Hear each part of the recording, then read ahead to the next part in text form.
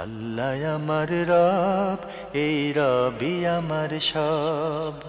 দামে দামে তন মনে তারি অনুভব। তোমার দুনিয়াতে আমি যেদিকে তাকাই, অথই নিয়ামতে ডুবে আছি সবাই।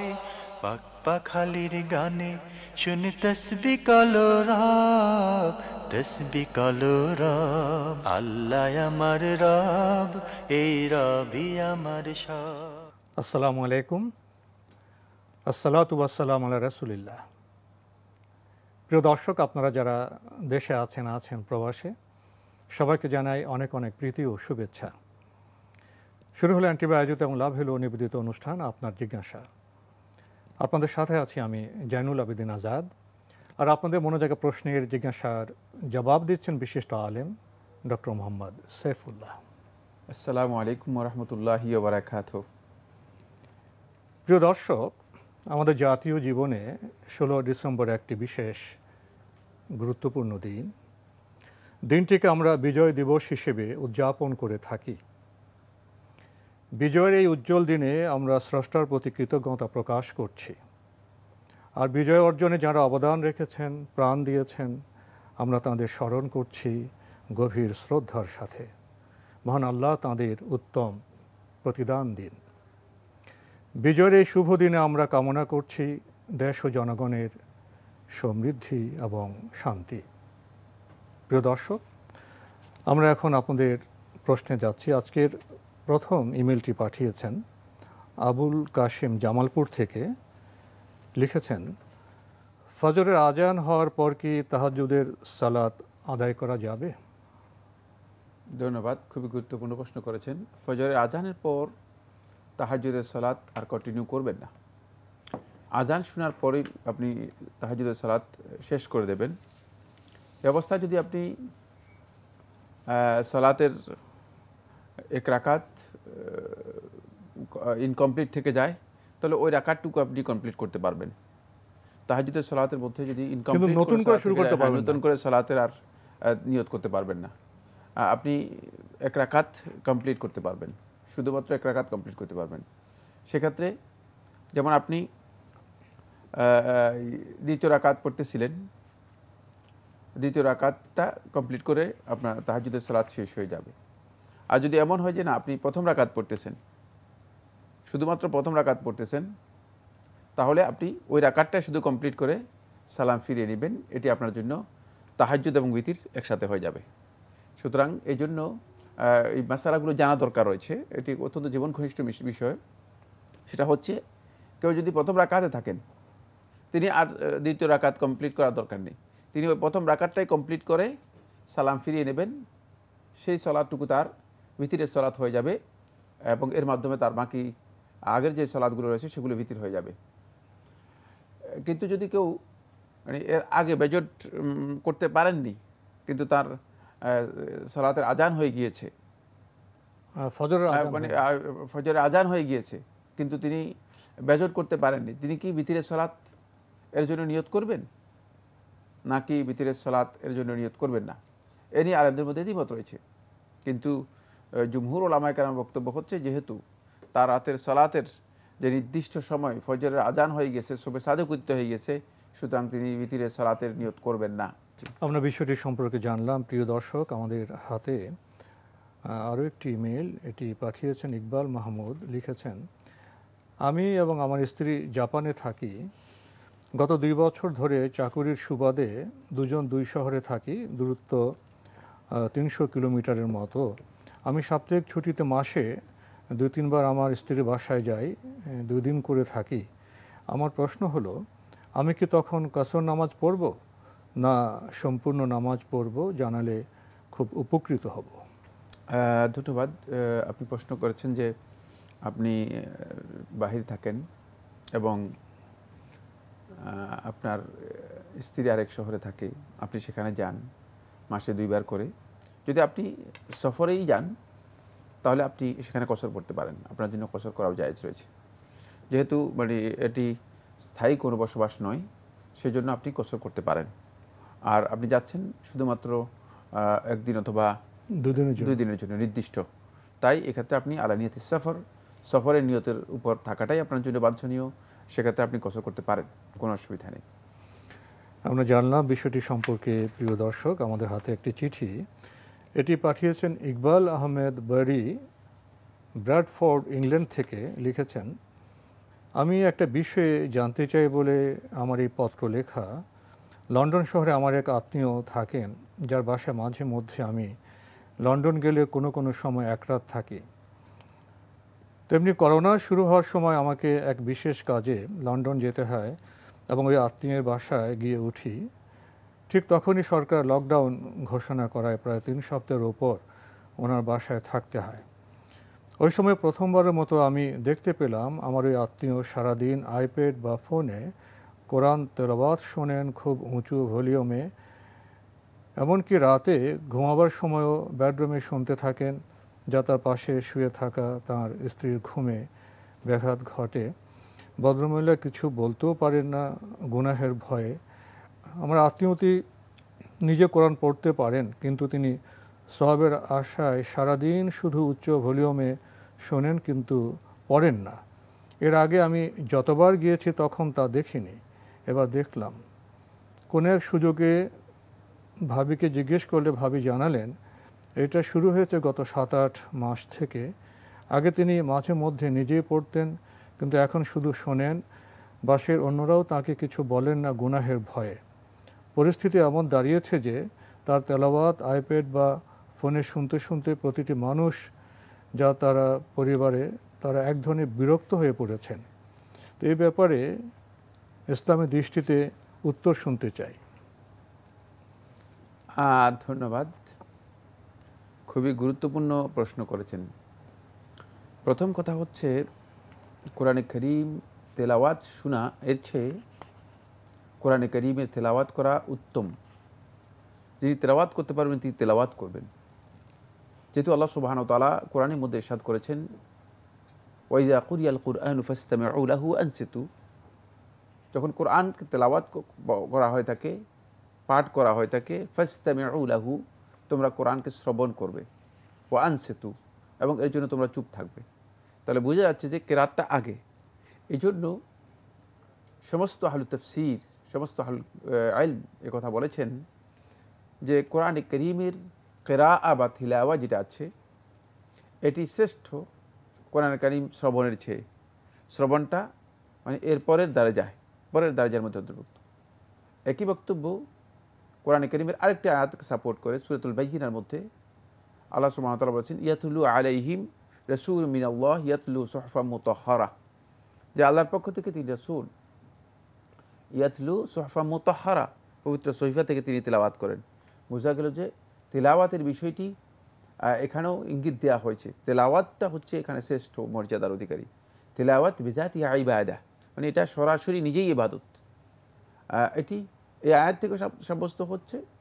আরেকটি আয়াতের মধ্যে রাসূলুল্লাহ সাল্লাল্লাহু আলাইহি ওয়াসাল্লাম স্পষ্ট করে দিয়েছেন, ওয়া উমিরতু আন আতলুয়াল কুরআন, যে ওয়া আন আতলুয়াল কুরআন, আর আমাকে কোরআন তেলাওয়াত করতে নির্দেশ দেওয়া হয়েছে। তাহলে বোঝা গেল যে তেলাওয়াতটা আল্লাহর পক্ষ থেকে নির্দেশিত একটি বিষয়। তেলাওয়াতের ব্যাপারে আমরা 3টি আয়াত বলেছি। 3টি আয়াত থেকে তেলাওয়াতের শ্রেষ্ঠত্ব প্রমাণিত হচ্ছে, শ্রবণ করার শ্রেষ্ঠত্ব নয়। শ্রবণটা এর পরবর্তী পর্যায়ে। ফলে আব্দুল্লাহ ইবনে মাসউদ রাদিয়াল্লাহু তাআলা বলেন, মান কারাআ মিনাল কুরআনি ফালাহু আশরু হাসানাত, যে কোরআনে কারীমের তেলাওয়াত করবে, মান কারাআ মিনাল কুরআনি হারফান ফালাহু আশরু হাসানাত, যে কোরআনে কারীমের একটি অক্ষর পড়বে অথবা তেলাওয়াত করবে, ফালাহু আশরু হাসানাত, তার জন্য 10টি নেকি রয়েছে। লা আকুল আলিফ লাম মিম হারফুন, আমি কথা বলছি না আলিফ লাম মিম হরফ, বাল আলিফুন হারফুন ওয়া লামুন হারফুন ওয়া মিমুন হারফ, আলিফ একটা হরফ, লাম একটা হরফ, মিম একটা হরফ, এভাবে মানে প্রত্যেকটি অক্ষরে অক্ষরে 10টি করে তিনি নেকি পাবেন যিনি তেলাওয়াত করবেন। এই মর্মে ফজিলত, একেবারে নির্দিষ্ট ফজিলত সাব্যস্ত হয়েছে। বাকি যে ব্যক্তি শ্রবণ করবেন তিনি এই শ্রবণটুকু তার জন্য ইবাদত, কিন্তু বেজাতিহা নয়। ওই কোরআনের শ্রবণের কারণে, যেহেতু কোরআনের শ্রবণের সাথে দুটি জিনিস জড়িত। একটা হচ্ছে তাদাব্বুরুল কোরআন, কোরআন উপলব্ধি করার চেষ্টা করা। কিন্তু যে ব্যক্তি কোরআনে কারীম শ্রবণ করলেন কিন্তু কোরআনের কিছুই বুঝলেন না, তিনি আসলে তাদাব্বুর করতে পারবেন না। তাহলে তিনি এই পয়েন্টে তিনি এই পয়েন্ট থেকে বেরিয়ে যাচ্ছেন, পিছিয়ে গেলেন। দ্বিতীয় নম্বর হচ্ছে যেটা, সেটা হলো আল্লাহর কালামের জন্য ইনসাত করা। খুব ভালো করে খেয়াল করতে হবে, আল্লাহর কালামের জন্য চুপ থাকা। শুধুমাত্র আল্লাহর কালামের জন্য চুপ থাকা, কিছুই বুঝলাম না, এটা হচ্ছে এমন যেমন আমার সামনে দুইজন মনে করেন জাপানিজ এসে কথা বলল, অনেকক্ষণ পর্যন্ত আমি চুপ থাকলাম, কিন্তু আমি একটা শব্দ বুঝলাম না, তারপরে তারা কি বলেছে সেটাও বুঝলাম না, তাদের কোনো কিছু আমি জানলাম না, শব্দ শ্রবণ করলাম, বক্তব্য ভাব কিছু বুঝলাম কিন্তু না। শিষ্টাচারটা হলো এই, যেহেতু দুইজন কথা বলতেছে এই জন্য আমি চুপ থাকলাম। চুপ থাকা মানে এই শিষ্টাচারের কারণে তিনি কি পাবেন? সওয়াব পাবেন। কিন্তু এই শিষ্টাচার তাকে কোরআনে কারীমের যে মূল টার্গেট রয়েছে সেই টার্গেটের সাথে সম্পৃক্ত করেনি, কারণ সে তো কোরআন থেকে, মানে এই তেলাওয়াত থেকে সে নিজে উপকৃতও হয়নি, তাদাব্বুর করতে পারেনি, বুঝতেও পারেনি, কিছুই বুঝতে পারেনি, শুধুমাত্র আওয়াজটা শুনতে পেরেছে। শুধুমাত্র আল্লাহর কালামের এই মর্যাদা দেওয়ার জন্য শুধু সওয়াব পাবে, কিন্তু ওই সওয়াব পাবে না, তেলাওয়াতকারী যে সওয়াব রয়েছে সেই তেলাওয়াত তিনি পাবেন না। আমরা এই বিষয়ে আপনার কাছ থেকে আর কথা শুনবো। আল্লাহ আমার রব, এই রবি আমার সব। আল্লাহ আমার রব, এই রবি আমার সব। কোরআন তেলাওয়াত এবং কোরআন শ্রবণ এ বিষয়ে কথা বলছিলেন। হ্যাঁ, মানে আমি শেষ যে কথাটুকু বলতেছিলাম সেটা অত্যন্ত ইম্পর্টেন্ট। সেটা হলো এই যে যিনি শুধুমাত্র চুপ থাকলেন, এই চুপ থাকাটা আদব, শিষ্টাচার, কোনো সন্দেহ নেই, এর জন্য তিনি সওয়াব পাবেন। কিন্তু চুপ থাকা, শুধুমাত্র চুপ থাকাটা ইবাদত নয়। ইবাদত হয়েছে আল্লাহর কালামের মর্যাদার কারণে, মানে ইবাদতের মর্যাদা পাবে অথবা সওয়াবের কারণ হবে। আর যেহেতু আল্লাহর কালামের জন্য তিনি চুপ থেকেছেন, এই জন্য আল্লাহ সুবহানাহু ওয়া তাআলা নির্দেশ দিয়েছেন, তাই এই জন্য সওয়াব পাবেন। কিন্তু তিনি কোরআনে কারীম তেলাওয়াতের যে ফজিলত রয়েছে সেই ফজিলতটুকু তিনি লাভ করতে পারবেন না। আমাদের মধ্যে অনেকের ধারণা হচ্ছে, এটা একটা বলা যেতে পারে যে বড় ধরনের মিসকনসেপ্ট। সেটা হলো এই যে কোরআনে কারীম তেলাওয়াত না করে শ্রবণ করলেই তিনি তেলাওয়াত করার যে সওয়াব রয়েছে সেই সওয়াবটুকু পেয়ে যাবেন। না, এই বক্তব্য সঠিক নয়। বরং খেয়াল রাখতে হবে যে তেলাওয়াতের ফজিলত অনেক বেশি, এবং তেলাওয়াতের ব্যাপারে স্পষ্ট রাসূলুল্লাহ সাল্লাল্লাহু আলাইহি ওয়াসাল্লামের হাদিস রয়েছে, তিলাওয়াতটা হচ্ছে বিযাতিহা ইবাদা, এটা স্বয়ংসম্পূর্ণ একটি ইবাদত, স্বয়ংসম্পূর্ণ একটি ইবাদত। আর শ্রবণ করা অথবা চুপ থাকা, এই দুটি মূলত কোরআনে কারীমের কারণে ইবাদত হয়েছে, কোরআনে কারীমের একটি সুনির্দিষ্ট কারণে ইবাদত হয়েছে। এই জন্য সেটা ফজিলতের বিষয় হবে যদি ওই কারণগুলো এর মধ্যে অন্তর্ভুক্ত থাকে। যদি অন্তর্ভুক্ত না থাকে তাহলে এটি কিন্তু ইবাদত হবে না। অত্যন্ত মৌলিক একটি বিষয়। এরপরে যে পয়েন্টটি এখানে খুবই গুরুত্বপূর্ণ সেটা হচ্ছে এই, সেটি কোরআন তেলাওয়াতের মাধ্যমে হোক অথবা অন্য কোনো ইবাদতের মাধ্যমে হোক, রাসূলুল্লাহ সাল্লাল্লাহু আলাইহি ওয়াসাল্লাম একেবারে স্পষ্ট করে সহিহ হাদিসের মধ্যে একটি বিষয় নিষেধ করে দিয়েছেন। সেটা হচ্ছে কোরআন তেলাওয়াত অথবা ইবাদতের মাধ্যমে অন্য কোনো ব্যক্তিকে ক্ষতিগ্রস্ত করা যাবে না, বিরক্ত করা যাবে না বা ডিস্টার্ব করা যাবে না। যেহেতু কোরআনে কারীম তেলাওয়াতের মাধ্যমে আপনি মানে নিজেও অন্যকে ডিস্টার্ব করতে পারবেন না ইবাদত হওয়া সত্ত্বেও, সেক্ষেত্রে আপনি কোরআনে কারীম শ্রবণ করার মাধ্যমে কোরআনে কারীমকে লাউডলি চালু করে দিলেন, তাহলে এর মাধ্যমে যদি অন্যকে ক্ষতিগ্রস্ত করেন তাহলে এই কাজটি ফজিলতের কাজ হবে না। এই জন্য বন্ধু, তিনি যে কাজটি করতেছেন এই কাজের ক্ষেত্রে তিনি হয়তো মনে করতেছেন যে তিনি অত্যন্ত গুরুত্বপূর্ণ সওয়াবের কাজ করতেছেন, জানেন না বিষয়টা, সওয়াবের কাজ করতেছেন, কিন্তু না। ইসলাম কোরআন তেলাওয়াতের মধ্যে অথবা ইবাদতের মধ্যে একটি বিষয়কে ইসলাম সবচেয়ে বেশি গুরুত্ব দিয়েছে, সেটা হচ্ছে এই, কোনোভাবেই অন্য লোকের ক্ষতি করা যাবে না, অন্যকে কষ্ট দেওয়া যাবে না। যদি সেটা অন্যের কষ্টের কারণ হয়ে যায় তাহলে এটি ইসলামে অনুমোদন দেয় না, ইসলামে অনুমোদন দেয় না। ফলে আল্লাহর হাবিব সাল্লাল্লাহু আলাইহি ওয়াসাল্লাম মসজিদের মধ্যে শোরগোল করতে নিষেধ করেছেন। রাসূলুল্লাহ সাল্লাল্লাহু আলাইহি ওয়াসাল্লাম বলেছে, ইয়্যাকুম ওয়া হাইশাতিল আসওয়াক ফিল মাসাজিদ, মসজিদের মধ্যে বাজারের মতো শোরগোল করতে পারবে না। রাসূলুল্লাহ সাল্লাল্লাহু আলাইহি ওয়াসাল্লাম যখন লোকেরা জোরে জোরে কোরআন তেলাওয়াত করেছেন, রাসূলুল্লাহ নিষেধ করেছেন। রাসূলুল্লাহ সাল্লাল্লাহু আলাইহি ওয়াসাল্লাম যখন সাহাবায়ে কেরামদের মধ্যে, সাহাবায়ে কেরামগণ জোরে যেখানে জিকির করার কথা নির্দেশ দিয়েছিলেন তালবিয়ার মধ্যে, সেখানেও যখন সাহাবায়ে কেরামগণ অনেক বেশি জোরে আওয়াজ করেছেন, রাসূলুল্লাহ সাল্লাল্লাহু আলাইহি ওয়াসাল্লাম সহিহ বুখারী হাদিসের মধ্যে এসেছে, আরবিউ আলা আনফুসিকুম, তোমরা নিজেদের ব্যাপারে নিজেদের নফসের উপর নিজেরা সহনশীল হও, কারণ এত কষ্ট নিজেদের উপর নিয়ে আসো না। তাই এই ভাই যে প্রক্রিয়ায় তিনি মনে করেছেন যে শুধুমাত্র জোরে জোরে আওয়াজ দিয়ে কোরআন শুনলেই অনেক বেশি ফজিলত হবে এবং সবাই মনে করবে যে তিনি কোরআনের প্রতি অনেক বেশি তার আবেগ রয়েছে, আসক্তি রয়েছে, এই কাজটি শুদ্ধ নয়, বরং এটাকে সংশোধন করা দরকার। এর মাধ্যমে জায়েজ নেই অন্য কাউকে কোনোভাবে কষ্ট দেয়া। কিন্তু আরেকটি বিষয় উঠে এসেছে, জি, ওনার গৃহে যারা বসবাস করেন, গৃহের সদস্য এবং ওনার স্ত্রী, এই ভয়ে কিছু বলতে চান না, তাদের বিরক্তির কথা প্রকাশ করতে চান না, যদি বললে গুনাহ হয়? না, গুনাহ হওয়ার কারণ নেই। কারণ হচ্ছে কোরআনে কারীমের যে পদ্ধতিতে তিনি মানে তাদের ডিস্টার্ব করতেছেন, তারা বলতে পারেন যে যদি তারা মানে তাকে অত্যন্ত শালীনভাবে সুন্দরভাবে কথা বলতে পারেন যে আপনি শুনুন, কিন্তু মানে এত জোরে নয় বা অন্যকে ডিস্টার্ব করে নয়, কারণ অন্যের ক্ষতি করে আপনি যদি মনে করেন যে মানে আপনার মানে কল্যাণ সাধন করবেন, ইসলাম এই অনুমোদন দেয় না। প্রিয় দর্শক, আজকের এই বিষয়টি থেকে, প্রশ্নটি থেকে আমরা অনেকগুলো বিষয় উপলব্ধি করলাম। ইসলামের ইবাদতের একটি সৌন্দর্য আছে, উচ্চারণ বা ভলিউমটা কতটা হবে সেখানেও ভারসাম্যের বিষয় আছে, অন্যের কষ্ট হয় কিনা সে বিষয়গুলো দেখার বিষয় আছে। ইবাদতের এই বিষয়গুলো আমাদের এই উপলব্ধি দিল ইসলাম আসলে মানুষের জন্যেই, ইসলাম কল্যাণের জন্যেই। প্রিয় দর্শক, আমাদের হাতে এবার একটি ইমেল, এটি পাঠিয়েছেন সামিউল হাসান চট্টগ্রাম থেকে। লিখেছেন, আমি একজন সরকারি চাকুরিজীবী। আমার প্রশ্ন হলো, আমি বিবাহিত পুরুষ, আমার বিয়ে হয়েছে 2012 সালে। আমার বিবাহিত জীবন 9 বছর হলো, আমাদের কোনো সন্তান নেই। এটা নিয়ে আমি আর আমার স্ত্রী খুব চিন্তিত, সন্তান হচ্ছে না। বহু ডাক্তার কবিরাজ দেখিয়েছি, কোনো সুফল পাইনি। মহান আল্লাহর কাছে মাঝে মাঝে মোনাজাত দিয়ে চাই, বাকিটা মহান আল্লাহ রাব্বুল আলামিনের ইচ্ছা। পারিবারিক সাংসারিকভাবে এমনিতে ভালো চলছে আমাদের জীবন। এখন আমার প্রশ্ন হলো, আমাদের যে সন্তান হচ্ছে না, এ বিষয়ে ইসলামে কোনো কিছু বলা আছে কি? সন্তান না হলে কি করার বা কি করণীয় দায়িত্ব থাকতে পারে, আমাদের জানাবেন। প্রথম কথা হচ্ছে, সন্তান না হলে আল্লাহ রাব্বুল আলামিনকে ব্লেম করা বা আল্লাহ সুবহানাহু ওয়া তাআলা সম্পর্কে কুধারণা করা, আল্লাহ রাব্বুল আলামিনের অধিকারের ব্যাপারে সাধারণভাবে তুচ্ছ জ্ঞান করা, খারাপ মনে করা, এগুলো হারাম। সন্তান না হওয়ার বিষয়টি কঠিন বিষয় নয়। এই পৃথিবীর মধ্যে অনেক মানুষ রয়েছে যাদের সন্তান হয়নি, অনেক মানুষ রয়েছে। সুতরাং এটাকে খুব সাধারণভাবে নেওয়া উচিত। কারণ আল্লাহ সুবহানাহু ওয়া তাআলা কোরআন কারীমের মধ্যে ইরশাদ করে দিয়েছেন, একেবারে জানিয়ে দিয়েছেন, ওয়াইজালু মান ইয়াশাউ আকিমা। আর যাকে আল্লাহ সুবহানাহু ওয়া তাআলা ইচ্ছা করেন তাকে আল্লাহ রাব্বুল আলামিন বন্ধা করেন, সন্তান সন্ততি দেন না। এটা আল্লাহ তাআলার ইচ্ছার মধ্যে অন্তর্ভুক্ত। সুতরাং আল্লাহ রাব্বুল আলামিনের মাশিয়াত, তার যে ইচ্ছা রয়েছে, সেই ইচ্ছাকে উপেক্ষা করার কোনো সুযোগ নেই। আবার সন্তান হয় সেখান থেকে, হ্যাঁ, 2 দিন পর আবার ইন্তেকাল করে। জি, সুতরাং সেখানে যাওয়ার কোনো দরকার নেই।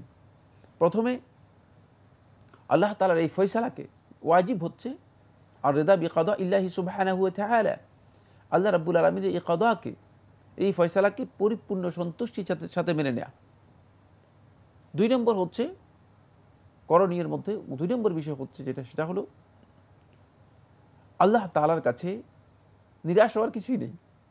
কারণ আল্লাহ তাআলার যে বিশাল ভান্ডার, এটি সারা পৃথিবীর সমস্ত মানুষের সমস্ত চাওয়াকে যদি, সমস্ত মাখলুকাতের সমস্ত চাওয়াকে যদি আল্লাহ সুবহানাহু ওয়া তাআলা একসাথে দিয়ে দেন, তারপরেও আল্লাহ রাব্বুল আলামিনের এই বিশাল ধনভাণ্ডারের মধ্যে, মানে আল্লাহ রাসূল সাল্লাল্লাহু আলাইহি ওয়াসাল্লাম বলেছেন যে সমুদ্রে 1 ফোঁটা পানি যেমনিভাবে কমে গেলে বোঝা যায় না, এমনিভাবে মানে কমবে না, বোঝা যাবে না।